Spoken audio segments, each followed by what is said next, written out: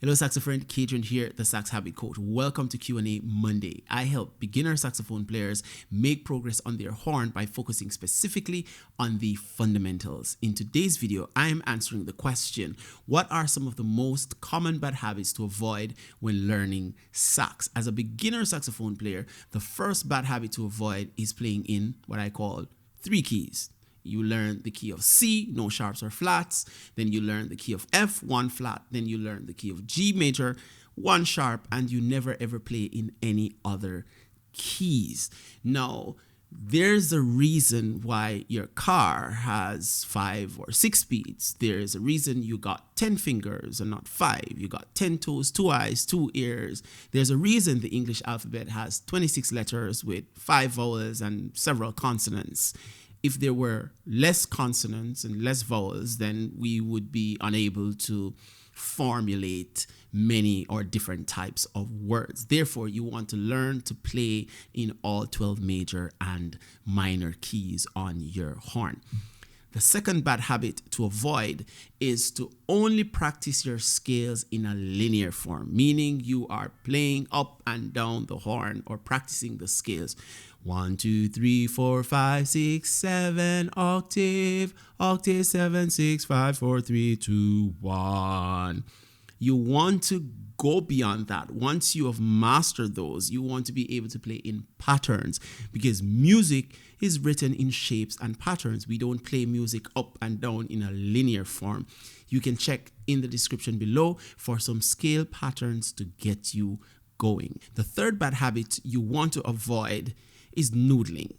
When you noodle on your horn, you do not have an aim in mind, and therefore you go to the practice room and you aimlessly practice some random stuff, and practicing random stuff will yield random results. Therefore, we turn to the ultimate FAQ handbook for this one, and I'm going to page 101, where it speaks about noodling and how it will affect your development, because there is no structure to your practice, there is no meaning, there is no challenge, and therefore what you're going to be doing is reinforcing bad ideas. You're avoiding valuable skills, and your overall development will be slowed, and this will prevent you from developing proper technique because you are only noodling. You can grab a copy of the Ultimate FAQ Handbook for Saxophone Beginners using the link in the description below. There are over 500 questions plus 500 answers or more that will help you as a beginner to get going. So you don't want to noodle. You want to make a plan, and you want to stick with that plan. The fourth bad habit to avoid is practicing when you feel like. I have spoken to many musicians over the years, and I have heard the phrase, when I feel the vibe. Part-time investment will always yield part-time results.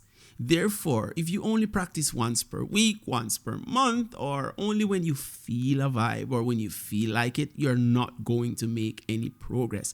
Therefore, you need to set a plan in motion, and you need to be consistent. As Robin Sharma puts it, consistency is the mother of mastery. So it's better to practice for 10 minutes every day than to practice for 10 hours on Sunday alone. The fifth bad habit to avoid is only playing your horn in a single octave. Many beginner saxophone players only stay within the middle of the horn, and they avoid playing in the lower register, and they avoid playing in the upper register of the horn. Therefore, they do not challenge themselves to play the low notes, they do not challenge themselves to play the palm key notes, and they are never able to play altissimo or in the upper range of the horn. So that's a bad habit of just playing in the middle of the horn. Therefore, you do not get to be as expressive as you could. The horn was made with different parts of it.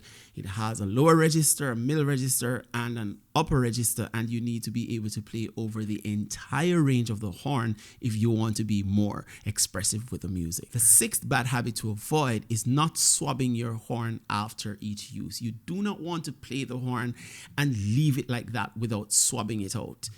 Over the long haul, you are allowing your horn to deteriorate, the pads are going to be worn, and the shelf life will be short. Bad habit number 7 to avoid is comparison.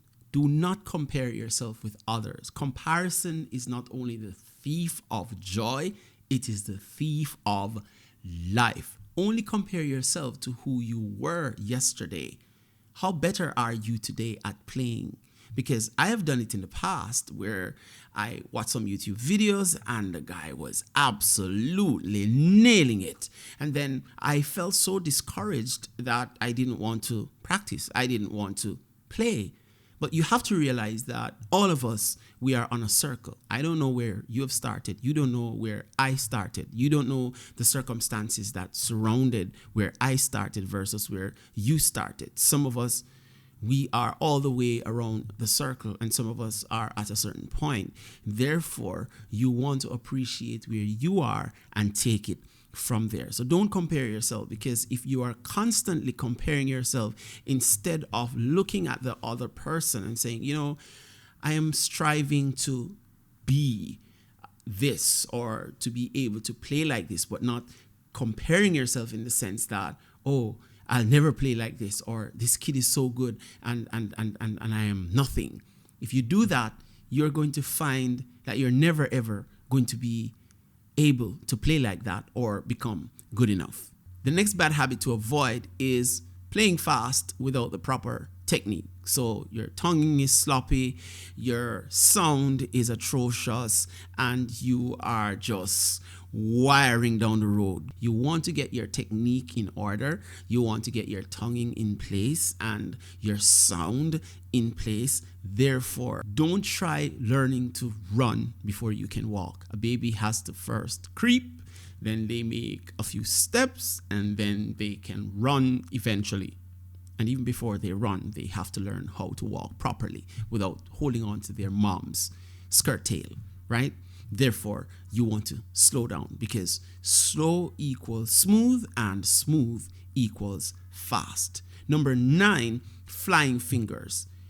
Instead of playing your horn and your fingers are wacky and they're all over the place, slow the music down, slow the metronome down, and put a mirror in front of you when you're practicing, and you work on those fundamentals like your scales and your arpeggios.